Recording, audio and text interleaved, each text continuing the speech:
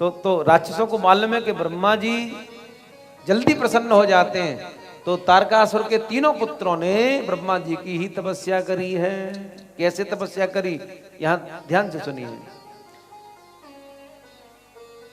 कि वर्षाणाम शतकम चैव पदमेकं निधाय च भूमं स्थित्वा परं तत्र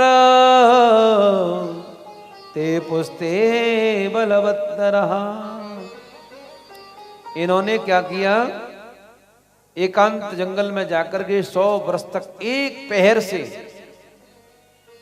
खड़े होकर के ऐसे हाथ कर लिए, एक पैर से खड़े हो गए और 100 वर्षों तक ऐसे ही ब्रह्मणे नमः ब्रह्मणे नमः ब्रह्मणे नमः और ब्रह्मणे नमः। 100 वर्ष निकल गए। अरे महाराज आपने कहा था ना एकादशी व्रत रखा करो, हमने पूरी साल भर हो गई, 1 साल से एकादशी व्रत रख रहे हैं, अब तो ठीक है, अब बंद कर दें क्या? कई लोगों की ऐसी सूचना आती है, अब तो हो गई, पूरा अनुष्ठान पूरा हो गया, पूजा पूरी हो गई, अब तो एकादशी बंद कर दें। अरे यहाँ एकादशी एक व्रत रखने में, महीने में 2 व्रत रखने में परेशानी है। देखिए राक्षसों से कुछ तो सीखिए। 100 वर्ष तक एक पैर से खड़े होकर के, हाथ ऊपर करके, अधोमुख मुंह ऊपर करके ब्रह्मणे नमः ब्रह्मणे नमः ब्रह्मणे नमः 100 वर्ष तक भजन किया, तपस्या करे। देखिए ब्रह्मा जी प्रकट नहीं भय। तो यहां लिखा है कि वनसाणाम तो सहस्रम मयि मस्तकेन स्थितास्तथा। 1000 वर्ष तक, सहस्रम, सहस्र माने 1000, 1000 वर्ष तक वो तीनों भाई सर के बल खड़े हुए, यानी सर नीचे लगा लिया, सर के बल खड़े होकर के पैर ऊपर कर लिए और 1000 वर्ष तक ब्रह्मणे नमः तपस्या करते रहे। कहते हैं जब ये कठिन दुस्सह तपस्या देखी ब्रह्मा जी ने, तो ब्रह्मा जी से रहा नहीं गया और तत्क्षण ब्रह्मा जी वहां प्रकट हो गए। प्रसन्नोस्मि मया दैत्य इस्माकं तपसा पुने। हे दैत्य बालकों, मैं तुम्हारी तपस्या से प्रसन्न हूं, वरदान मांग लो, क्या चाहते हो? प्रभु एक ही कामना है, क्या? बोले हमें अमर कर दो, हमें अमर कर दो। कि आया है सो जाएगा राजा रंक फकीर, कोई सिंहासन चढ़ चला तो कोई बंधा जंजीर। जिसने जन्म लिया है उसे मरना है, ये कन्फर्म है।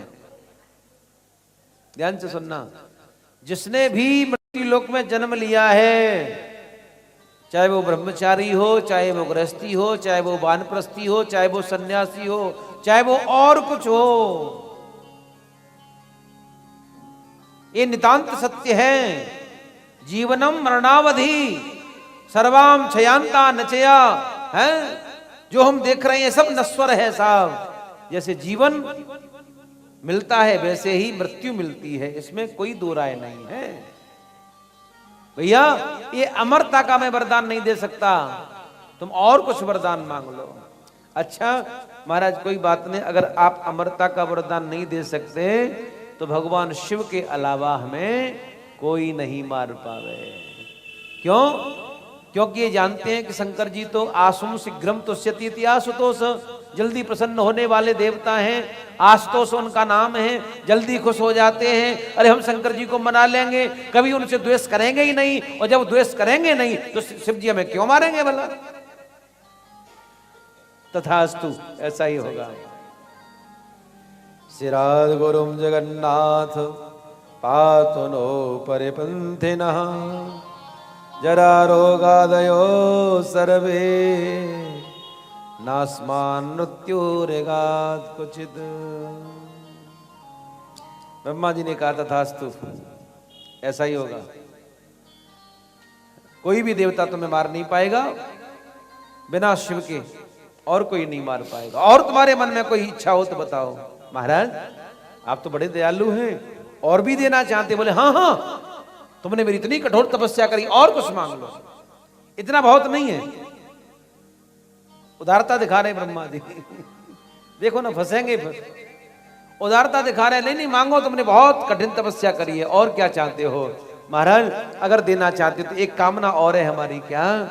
पुराणी त्रीणि नो देहि निर्मत्या अब अद्भुतानि ही सर्वम सर्पत्य प्रत्यान दृश्यामी देवौ कसाम। हमें, क्योंकि 3 भाई है ना, तो तीनों को रहने के लिए अभी कोई मकान दुकान नहीं है।